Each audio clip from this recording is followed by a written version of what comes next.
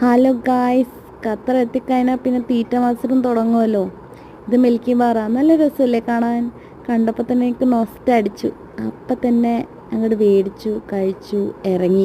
ഇപ്പം ഞാൻ പോകാൻ പോകുന്നത് വെസ്റ്റ് പീലോട്ടാട്ടോ. അവിടെയാണ് രത്തിൻ്റെ ഓഫീസുള്ളത്. അപ്പോൾ ഓഫീസ് കഴിയുമ്പോഴേക്കും ഞാൻ അവിടെ എത്താമെന്ന് പറഞ്ഞിട്ടുണ്ടായിരുന്നു. ഇത് കണ്ട കുറേ അറബികളുടെ ബോട്ടാണ് അത്രേ. എന്താ അല്ലേ, അവരുടെ കയ്യിൽ ഒരുപാട് കാശുണ്ടല്ലോ, എന്തോ ആവാലോ. നമ്മൾ സൈക്കിളും സ്കൂട്ടറൊക്കെ മേടിക്കുന്ന പോലെ അവർ ബോട്ട് മേടിച്ചിടുന്നു. ഫ്രൈഡേ സാറ്റർഡേ ആയിക്കഴിഞ്ഞാൽ ബോട്ടിൽ ചുറ്റുക, അടിപൊളി. വെസ്റ്റ് ബീലോട്ട് പോകാനുള്ള ഏരിയ അടിപൊളിയാട്ടോ, എൻറ്റയർലി ഡിഫറെൻറ്റാണ്. ആ കാണുന്നതാണ് വെസ്റ്റ് ബേ.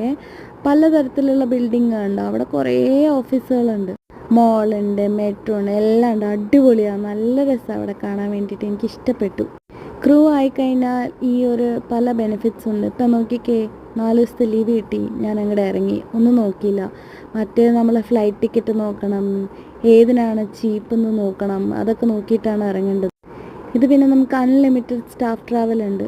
അപ്പം നമുക്ക് തോന്നുമ്പോൾ ബുക്ക് ചെയ്യുക, അങ്ങോട്ട് പോവുക. വിസയുടെ കാര്യം മാത്രം നോക്കിയാൽ മതി. ഏവിയേഷൻ വിട്ട് കഴിഞ്ഞാൽ എന്ത് ചെയ്യുമെന്ന് ചോദിച്ചാൽ എനിക്കറിയില്ല. എനിക്ക് ആ ഒരു ജീവിതത്തിനെ കുറിച്ച് ചിന്തിക്കാൻ പോലും വയ്യ. അപ്പോൾ ഡെസ്പൈ. ശരി, ഇനി പിന്നെ കാണാം കേട്ടോ. Bye guys, see U.